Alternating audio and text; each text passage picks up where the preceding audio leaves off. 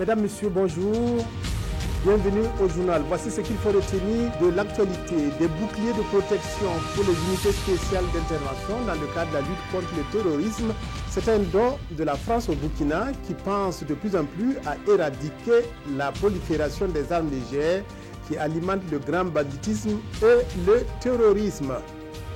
Le Fatah et le Hamas fument le calumet de la paix au Caire. Après 10 ans de bruit entre ces deux mouvements palestiniens, un accord a été signé ce matin pour sceller la réconciliation entre les frères ennemis et permettre à l'autorité palestinienne de reprendre le contrôle de la bande de Gaza. Mais tout d'abord, audience présidentielle pour commencer ce journal. Le président du Faso, Roch-Marc Christian Kaboré, a accordé ce matin une audience au commandant adjoint de l'US Africom, Alex Laskaris. C'est lui qui est chargé de l'engagement civilo-militaire de la force américaine en Afrique. Les discussions ont porté sur les actions civilo-militaires des forces armées burkinabè et la mise en œuvre de la force du G5 Sahel. Reportage Urbain Sommet, Oumar Zombré. Le commandant adjoint pour l'engagement civilo-militaire de l'Africom reçu en audience à Kosiam, Alex Laskaris, est venu parler des actions civilo-militaires de l'armée burkinabè dans le nord du Burkina. Et ce que nous avons discuté, c'est l'importance du point de vue stratégique de la relation entre les militaires, la police et la population civile. Et je pense qu'il y avait de bons progrès au Burkina Faso en maintenir cette relation entre l'État et la population. Et on a utilisé les chefs coutumiers, on a utilisé les chefs religieux et on a utilisé la société civile pour envoyer ce message. Comme il fallait s'y attendre, le G5 Sahel s'est invité aux échanges. Et à ce sujet, Alex Laskaris promet un soutien pour sa mise en œuvre. Il y aura des négociations à New York au siège d'ONU sur l'avenir de cette force. Mais nous avons déjà dit à tous nos partenaires du Sahel et de la France que nous voudrions aider ce projet. Pour le commandant adjoint, le terrorisme ne peut être vaincu sans la collaboration des civils. Et à ce titre, il encourage les pays membres du G5 Sahel à continuer les actions civilo-militaires, ce qui est de nature à renforcer davantage l'entente entre civils et militaires. Après les États-Unis et la France qui soutient le Burkina dans sa lutte contre le terrorisme. C'est dans ce cadre qu'il faut inscrire le don de l'ambassade de France au Burkina au ministère de la Sécurité. Il s'agit de boucliers de protection d'un montant de 23 millions de francs CFA. Ce matériel est destiné aux unités spéciales d'intervention. À cette occasion, le ministre de la Sécurité, Simon Compaoré, a annoncé la construction et la rénovation de commissariats de police et de brigades de gendarmerie. Roger Kam, Yolande Lompo, précision. Au nombre de 15, ces boucliers de protection sont destinés à l'unité d'intervention polyvalente de la police nationale et à l'unité spéciale d'intervention de la gendarmerie nationale. D'un coût d'environ 23 millions de nos francs, ce don est de la France qui entend contribuer à la lutte contre le terrorisme au pays des hommes intègres. Il y a eu un certain nombre de formations ici, des gendarmes français d'un côté et des policiers français qui sont venus former leurs collègues burkinabés. Malheureusement, nous avons vu que lors de l'attentat d'Istanbul au mois d'août, la formation avait certes porté ses fruits parce que l'unité d'intervention spéciale de la gendarmerie nationale a fait remarquablement son travail. Malheureusement, il manquait une chose, c'était des équipements et notamment des boucliers.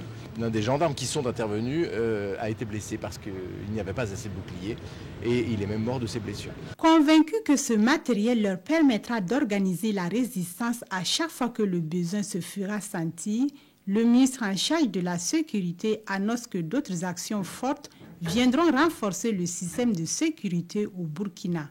Ce type de matériel et bien d'autres matériels, on ne les achète pas au hasard. Il faut obtenir des autorisations pour qu'il y ait une traçabilité jusqu'au Burkina. Nous avons décidé petit à petit la construction de commissariats et de brigades, mais aussi de clôturer les commissariats, les brigades territoriales de gendarmerie, les écoles et les centres de santé pour des besoins de sécurité. Dans les prochains jours, d'autres partenaires tels l'Union européenne sont annoncés. La lutte contre la prolifération des armes légères est une question d'actualité aussi avec l'insécurité et le terrorisme qui gagnent chaque jour du terrain. Pour freiner le phénomène au Burkina, la Commission nationale de lutte contre la prolifération des armes légères multiplie les rencontres. La dernière en date se tient depuis mardi à Ouagadougou pour permettre aux participants d'acquérir des connaissances sur la protection et la gestion des stocks des armes et des munitions. Amadou Iliboudo, Bouma Ernest Nebié. Les bonnes pratiques et les normes en matière de sécurisation des stocks d'armes et de munitions seront enseignées aux participants au cours de cet atelier de 4 jours. Des terroristes ou bien des bandes armées s'attaquent à ces stocks-là pour enlever les armes et commettre tout ce que nous connaissons comme insécurité au niveau de notre sous-région. Il faut mettre à la disposition des forces de défense et de sécurité des installations qui sont bien sécurisées, c'est-à-dire qui sont construites selon les normes. Donc, on va leur donner les normes. Quelles sont les normes que les magasins d'armes doivent respecter, les soutes à munitions doivent respecter. Il y a un certain nombre de chantiers qui sera ouvert très bientôt pour nous donner des soutes à munitions ou des magasins d'armes qui sont mieux sécurisés. Des textes ainsi que des procédures administratives et opérationnelles en matière de gestion de stocks d'armes gouvernementaux seront validés au cours de cette rencontre. Des textes et procédures administratives qui doivent répondre aux normes internationales. Nous allons mettre ces documents à la disposition du commandement et si nous arrivons à les appliquer, vous verrez que la sécurisation, la sécurité au niveau de nos installations techniques va nous permettre en tout cas de mieux protéger nos munitions et notre armement. Le présent atelier s'inscrit dans le cadre du projet Sécurité physique et gestion des stocks PSSM Sahel, un projet mis en œuvre par le Centre régional des Nations Unies pour la paix et le désarmement en Afrique. Son objectif principal est de contribuer à la sécurité et à la stabilité des pays du G5 Sahel et du Nigeria. Dans sa lutte contre les fraudeurs et autres contrebandiers, le douanier a besoin d'une solide formation militaire. Veut exaucer pour 117 stagiaires de l'École nationale des douanes qui viennent de bénéficier de 2 mois de formation militaire au JIFA à Bobo-Dioulasso. Plusieurs nationalités composent cette promotion qui devrait maintenant rejoindre les bancs pour la théorie en n'oubliant pas de toujours respecter l'éthique du soldat comme enseigné à Bobo. Hassan Gourabou à Addis Abeba. Je fais preuve de réserve et de maturité pour préserver la neutralité des armées en matière philosophique, politique et religieuse. Soldats, ils le sont désormais. Ils viennent tous de franchir le cap de la formation militaire initiale ici au groupement d'instruction des forces armées GIFA. Eux, ce sont 117 stagiaires dont 12 filles de l'École nationale des douanes. Issus de 5 nationalités, ces soldats du Trésor ont acquis pendant 2 mois l'esprit militaire, l'aguerrissement et l'amélioration des aptitudes physiques et morales, à en croire la hiérarchie militaire. Il y a la formation, l'aguerrissement sur le plan effort physique. Il y a certains modules dans le cadre de l'armement, le tir, parce qu'ils seront appelés à utiliser de l'armement. Et il y a encore d'autres modules dans le cadre de la formation de l'éthique, parce que, vous avez vu, ils ont cité l'éthique des soldats. C'est dans ce cadre qu'on leur inculque ce savoir-être, vraiment pour être apte à servir la nation. Du côté de l'École nationale des douanes, l'on salue la franche collaboration qui a toujours existé entre les différentes institutions de formation au niveau des forces de défense et de sécurité. C'est un partenariat qui existe entre l'armée et la douane depuis des années. Et après certaines connaissances théoriques à l'école, vu la position des douaniers sur le terrain, l'administration juge qu'il est utile et qu'ils soient formés militairement. C'est pour ça que dans le cadre de ce partenariat, ils sont formés militairement pendant 2 mois. Et au chef de corps d'affirmer que la formation du achevé n'est pas une fin en soi, mais plutôt un point de départ, celui d'une carrière. Une carrière que tous les stagiaires, par la voix du délégué, ont pris l'engagement de toujours accomplir avec intégrité et loyauté dans leur pays respectif. Politique à présent, les jeunes du Congrès pour la démocratie et le progrès CDP ont animé hier une conférence de presse au nom des points évoqués, un éventuel retour au Burkina de l'ancien président Blaise Compaoré et le recul de ce qu'ils appellent la liberté d'expression au Burkina. Preuve de ces affirmations, le sort réservé au poster de l'ancien président Abou Dlasso lors du séjour de Nana Thibault. Jean-Eudes Bayala, Vincent Tiendrebeo. Certains sujets font débat dans l'actualité nationale et ils tiennent à exprimer leur opinion.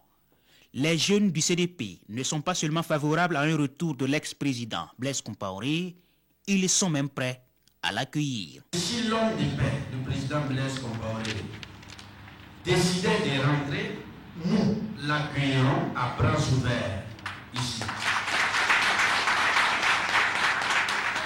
Blaise Compaoré viendra, c'est sûr, car il restera à jamais un citoyen burkinabé. Nous avons tous conscience que 2014 a été une erreur. Mais à quand le retour de Blaise Compaoré au pays? Aucune précision. Et les conférenciers passent à une dénonciation de ce qu'ils considèrent comme un recul de la liberté d'expression et d'opinion au Faso, se basant sur certains faits. Les événements récents le confirment. L'annulation du meeting du cadre d'expression démocratique, l'agression du sieur Nana Thibault à Abou Dlasso pour avoir exprimé son opinion sur le retour du président Blaise Compaoré. Ce comportement nous déshonore et nous prive de nos droits d'expression et d'opinion. La libération provisoire accordée au général Djibril Bassolé a suscité des réactions dans certains milieux, mais les jeunes du CDP rappellent que tout le monde n'a toujours clamé l'indépendance et la liberté de la justice dans ses décisions. La libération de Bassolé étant une décision de justice, ils appellent alors à en tirer la conséquence. Après les jeunes tout court, la journée mondiale de la jeune fille est célébrée chaque 11 octobre. Au Burkina, la journée a été commémorée par plan international autour de la question de la lutte contre les grossesses précoces à l'école. Une manière pour l'ONG d'apporter sa contribution à la lutte contre le phénomène. Yacouba Gamene, Estelle, Judith Assorba.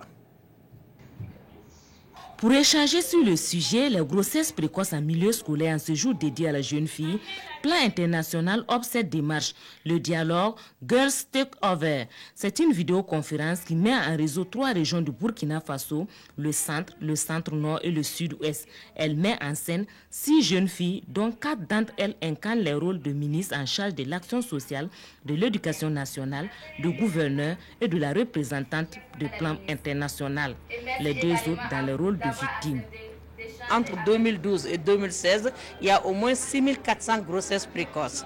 Et comme notre nouvelle stratégie, la stratégie globale du plan, veut vraiment travailler pour le bien-être des enfants, mais spécifiquement les jeunes filles de la naissance à l'âge adulte, nous pensons que ce thème est d'actualité. Donc, qu'est-ce que nous pouvons faire avec les services de l'État?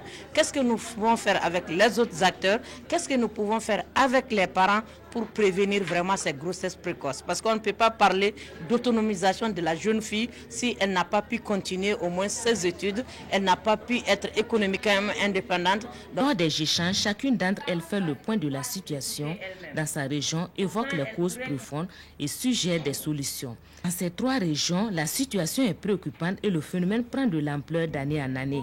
Les causes évoquées sont pratiquement les mêmes partout. La pauvreté, la curiosité et l'insuffisance de l'éducation sexuelle dans les écoles. Pour venir à bout du phénomène, elle suggère entre autres la répression plus ferme des cas d'abus perpétrés sur mineurs, les échanges avec les hommes sur les droits des filles et la révision des programmes pour donner plus de poids à l'enseignement sur la santé sexuelle et reproductive des jeunes.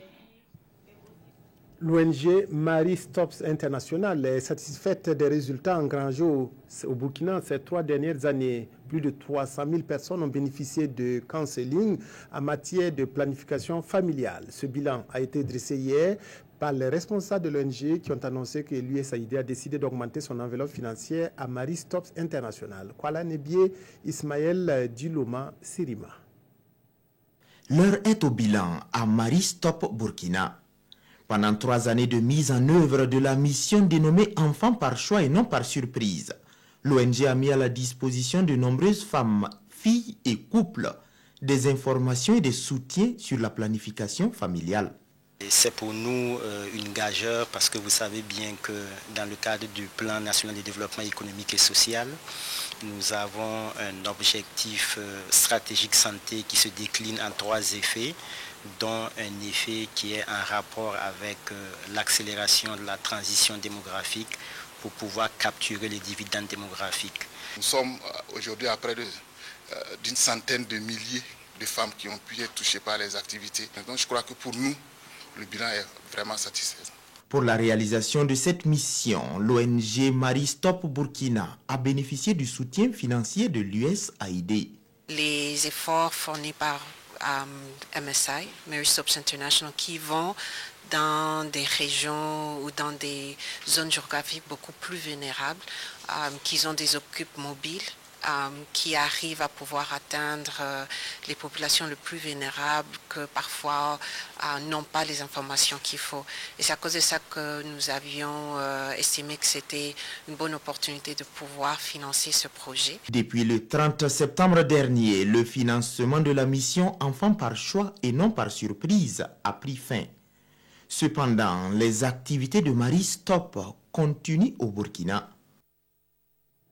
La commission électorale libérienne joue les prolongations et fait durer le suspense. La NEC devait proclamer hier les résultats provisoires de la présidentielle de mardi, mais finalement, elle n'a pu le faire, demandant un délai supplémentaire de 24 heures pour donner ses résultats. Mais selon des radios du pays, Georges Weah et le vice-président Joseph Boakai seraient en tête et devraient s'affronter au second tour. Des irrégularités au Libéria qui poussent l'un des candidats à la présidentielle à demander la suspension de l'annonce des résultats à la commission électorale.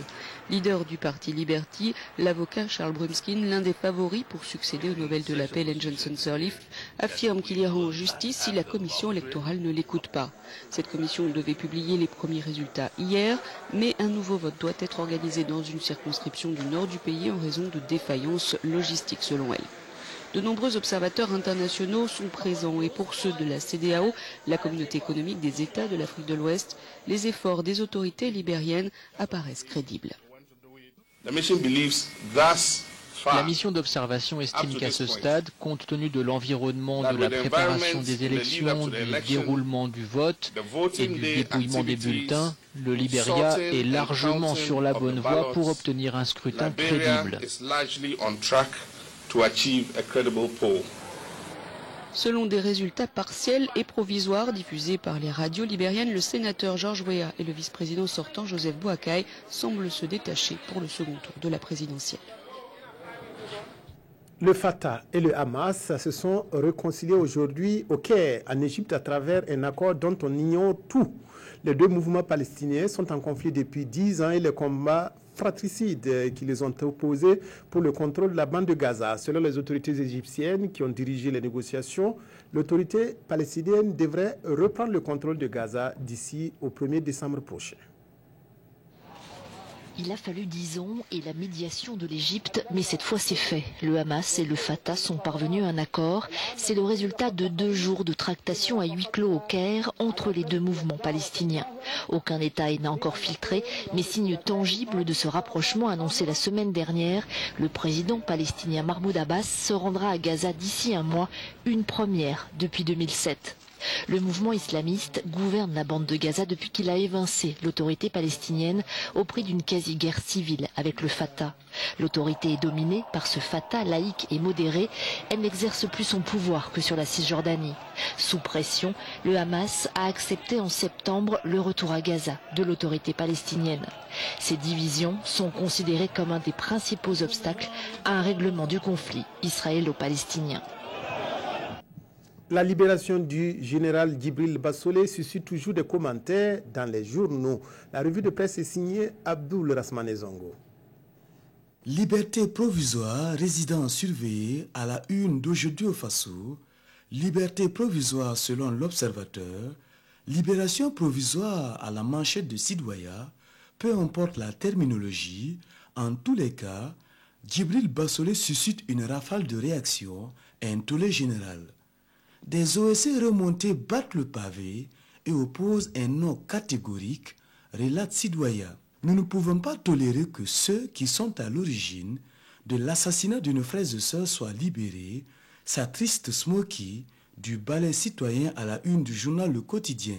Le pays, lui, s'interroge sur le timing de cette liberté qui intervient, je cite, quelques jours après des révélations sur l'effectivité des contacts téléphoniques entre le général Bassolé et Guillaume Soro en vue de soutenir les putschistes de 2015. L'observateur met en exergue une dualité, je cite, des OSC montent au créneau, la justice, elle, campe sur sa position. C'est un no comment du côté du gouvernement qui garde un silence radio, je cite, en vertu des règles de fonctionnement démocratique de nos institutions, a réagi le monsieur Justice. Quant au MPP, il se dit indigné car cette liberté provisoire est une insulte. Le pays a une autre lecture, je cite, le MPP pourrait présenter cette liberté pour contenter les partisans de Djibril Bassolé, mais surtout dans une perspective électoraliste le moment venu. Tandis que l'Express du Faso publie un autre son de cloche, en effet, les partisans de Djibril Bassolé saluent sa libération et pensent que c'est un honneur pour la justice burkinabé.